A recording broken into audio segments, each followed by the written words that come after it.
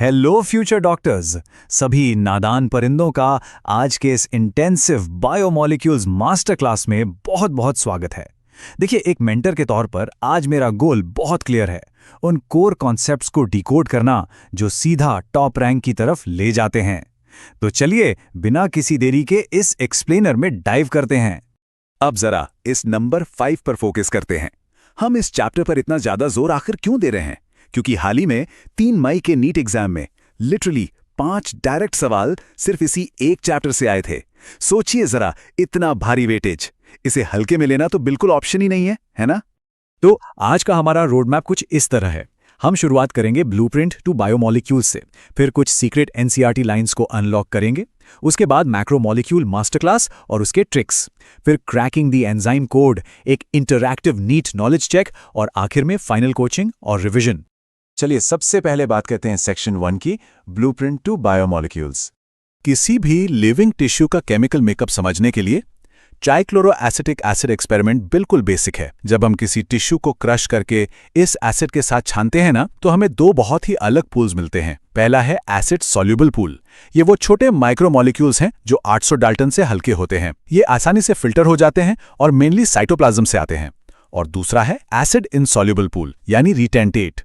इसमें वो भारी मैक्रोमोलिक्यूल्स होते हैं जिनका वजन 10,000 डाल्टन से भी ज्यादा होता है, जो छलनी के ऊपर ही अटक जाते हैं। बिल्कुल एक सिंपल फिल्टर की तरह काम करता है मॉलिक्यूलर वेट। लेकिन यहीं पर एक बहुत ही मजेदार एक्सेप्शन आता है, और वो है लिपिड्स। इन्हें सूडो मैक्रोमोलिक्यूल्स भी कहते हैं। अब देखिए, इनका वजन तो 800 डाल्टन से कम ही होता है, फिर भी ये एसिड इनसॉल्युबल वाले भारी ग्रुप के साथ ऊपर ही रह जाते हैं। ऐसा क्यों? दरअसल जब सेल को तोड़ा जाता है ना, तो सेल मेम्ब्रेन के टुकड़े गोल गोल वेसिकल्स बना लेते हैं, और ये वेसिकल्स फिल्टर से पार नहीं हो पाते।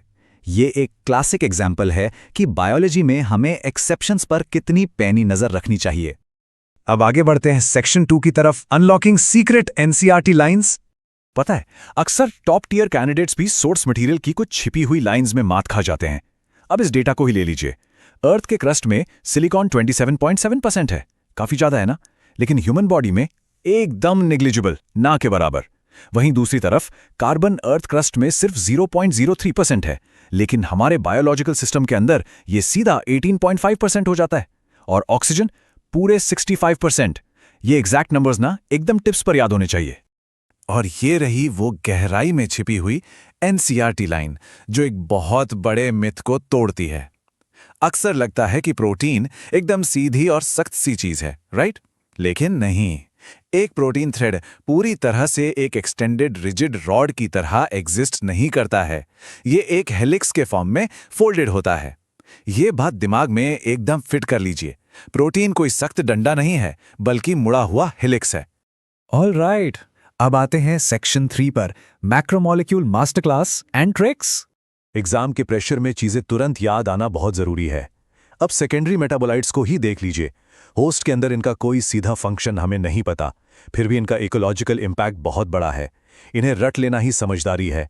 अल्कलॉइड्स में मॉर्फिन और कोडीन, टॉक्सिन्स जैसे एब्रिन और रिसिन, ड्रग्स में विनब्लास्टिन और पॉलीमेरिक सब्सटेंस जैसे कि रबर और सेलुलोज।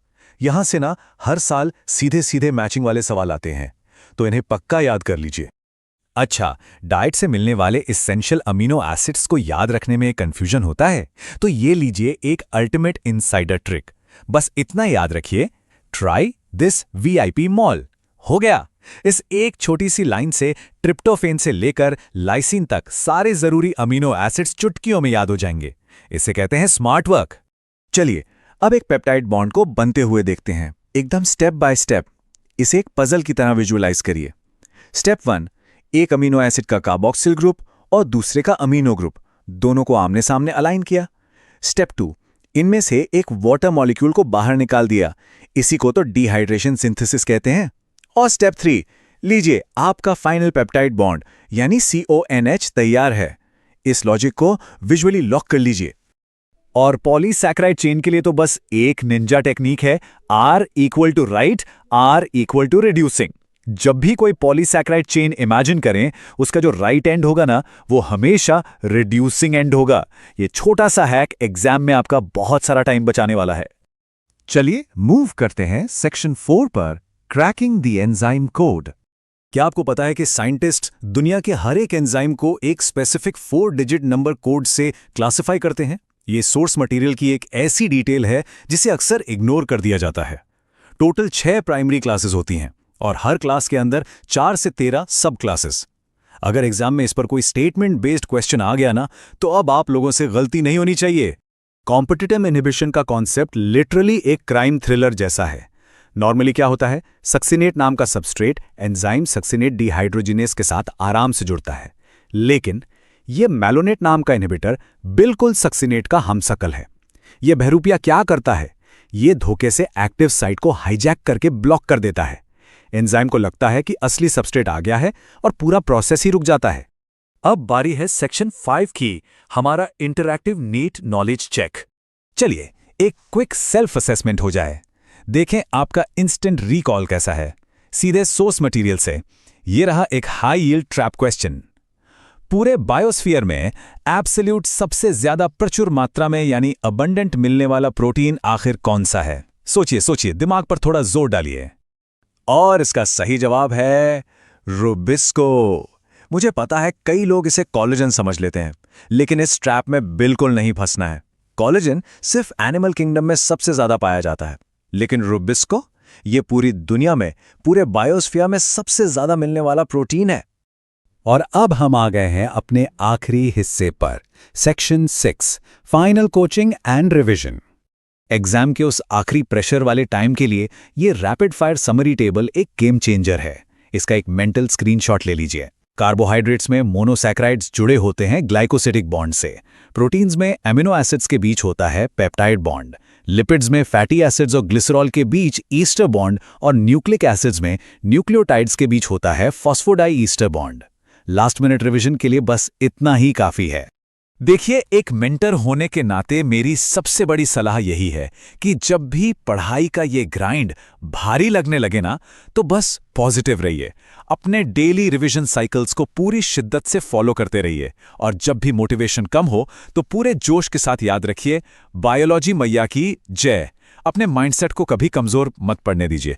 इस एक्सप्लेनर को खत्म करने से पहले मैं आप सबके लिए एक सवाल छोड़कर जा रहा हूं। क्या आपके डेली रिवीजन साइकिल्स इतने स्ट्रिक्ट हैं कि आप बाकी के पूरे नीट कंपटीशन को पीछे छोड़ सकें? याद रखिएगा, सिर्फ और सिर्फ कंसिस्टेंट रिवीजन ही वो इकलौता टूल है जो आपको आपकी ड्रीम रैंक दिलाएगा।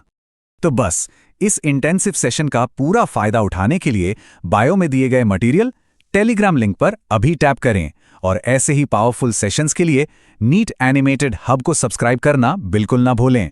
अपना फोकस बनाए रखिए, रिवीजन करते रहिए और अपने गोल की तरफ बढ़ते रहिए। मिलते हैं अगले सेशन में।